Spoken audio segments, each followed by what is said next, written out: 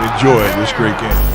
The first meetings and talks have already begun, and that is a good thing. We are early in the season. It's April, so I'm glad that they're already at least starting to talk because, after the season this year, when the CBA expires, we're talking about the collective bargaining agreement between the owners and the players. Oh my goodness, there are so many things they're going to have to discuss, and there is a big concern. There could be lockouts after this season. Fuck that! I don't need that shit in my life. I'm hoping that none of this happens. I'm hoping it's smooth. They come up with an agreement and it's all good and we go seamlessly into 2022. But I'm a little bit worried about it, especially because we know right now, after this pandemic, which is still ongoing, that there's a lot of money being lost and it continues to be lost, especially for most stadiums which do not have full capacity. So we are continuing to feel the ramifications of this pandemic, and the owners are feeling it. Players just want their money. And then there's also all the concerns of the rules and everything else on play. So much going on. But let's check out this from Jeff Passan, leaders from MLB and the Players Association. They met Tuesday for their first official negotiating session. So we're 6 months away. The long anticipated meeting between the sides marked their first foray. Guys, foray. This is a foray into what many in the sport fear could be contentious and protracted negotiation with the possibility of work stoppage upon the December 1st expiration of the current deal. Relations have grown combative in recent years, both sides accusing the other of operating in bad faith amid multiple failed efforts. We have gone through this. Remember 2020 season? Oh, we're starting. No, we're not. No, we're starting. No, we're not. Oh, they got a deal. Oh, they got an offer here. Oh, they didn't want it. Oh, the player sent out an offer. Oh, got rejected. Oh, the owner sent out an offer. Got rejected. Okay, we're not going to play. And then finally they played 60 games. Screw it. Manfred said, you guys are playing 60 games. Got that over with. And there was even some discussions this year, and it wasn't as bad as last year, but they're like, we reject that. They're like, okay, whatever, let's just play. And so here we are playing, but they don't seem to come to agreements very easily. Never really have, although they've done better since the strike in 1994. A lot of people say they learned their lesson back then, and I believe that. But guess what? It's been a while now. There's no players still playing from 1994. There's probably a bunch of owners who weren't around in 94, and a bunch of them who have either retired or passed away. In other words, the landscape is completely different.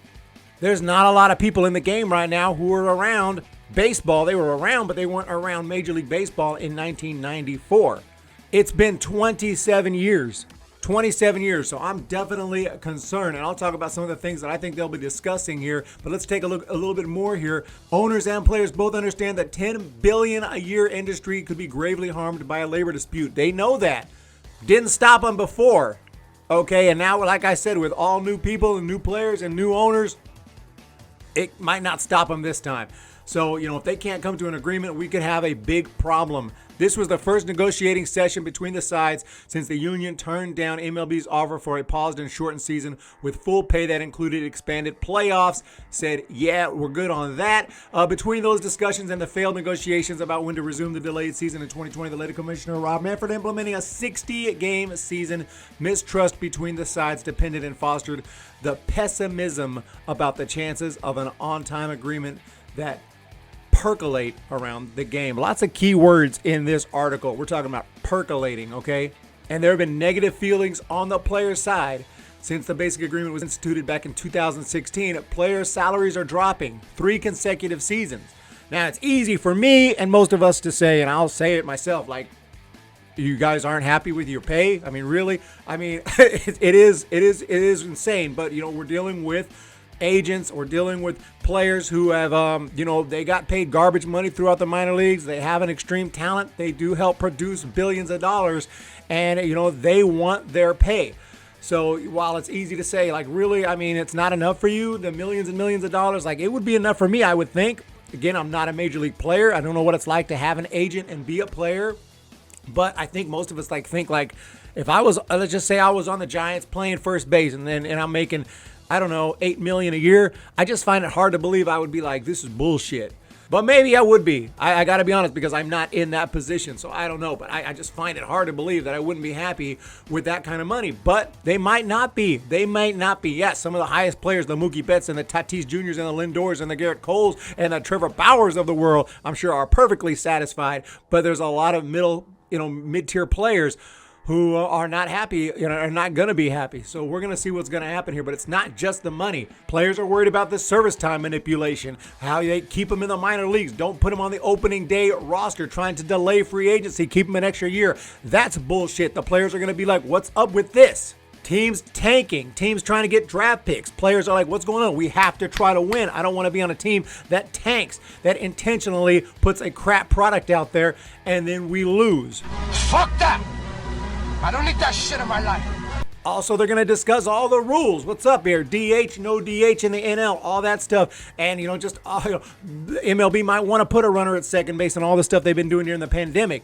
Players might say, wait, hold up. No, that was a pandemic thing. We're not going to keep that. But, I don't know. I mean, will the rules of the game, will they go on strike over that? No. If it's a strike, if there's a work stoppage, it's going to be money related. But still, there's a lot to hash out. Owners, who knows what they're going to want? They're going to want players to wear more advertising patches, which is going to piss me off. They're going to want all that stuff so they can make more money and things like that. Make no mistake, owners want money, money, money. That's all they care about. They'll deck players out like it's NASCAR if they get more money and the players agree. But the players are not going to agree to that because they don't want to look like morons out there.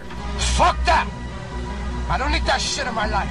The union, talking about the players, they do intend to target spending and competitive integrity, particularly the promotion of competition by all teams among its priorities with a new deal. Players are also in favor of funneling money to players earlier in their careers, the potential for free agency before 6 years of service, and a solution to or a remedy of service time manipulation. So there you go. All that stuff is going to be discussed. At the end of the day, the owners they see money coming out of their pockets. They're going to hesitate. Remember, there's been a pandemic. They've lost a lot of money. Also, I believe they might have been losing. The ratings and things like that are going down. I'm not going to say for sure because I don't have all those numbers, but they're feeling it. They must be feeling it because just the pandemic alone.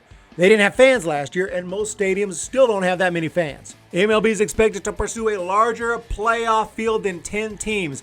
This is going to be crazy. There's going to be so much to talk about after this season. Who knows what baseball is going to look like next year? I am terrified of what we'll see, and I'm enjoying this year to the fullest. As crazy as it is out there with, limited fans and still all this craziness going on this year, guess what? We still got a runner at second. We still got, 7-inning doubleheaders, but guess what? This might be more normal than what we see next year. And that's terrifying. The league has also spent significant time and effort looking at potential rule changes. There you go. That would help increase action in games and speed them up. Guess what? If there's a lot of action in games, that doesn't really speed them up. That puts runners on base and that makes it go slower. If you want to speed up games, maybe I'm an idiot. Correct me if I'm wrong. Wouldn't speeding up games be less offense? Like move the game along? Like pitchers' duels go pretty quick, right? I don't understand that. Someone help me there. How do you want to increase action, increase offense, more hits, more base running, but we want to get those games over with quicker? Doesn't that contradict? Maybe I'm an idiot. So anyway,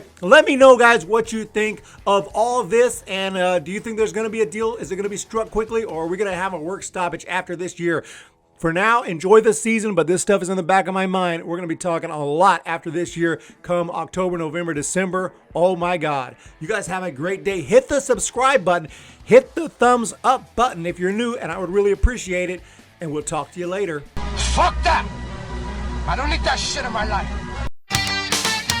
When the Giants come to town, it's bye-bye, baby.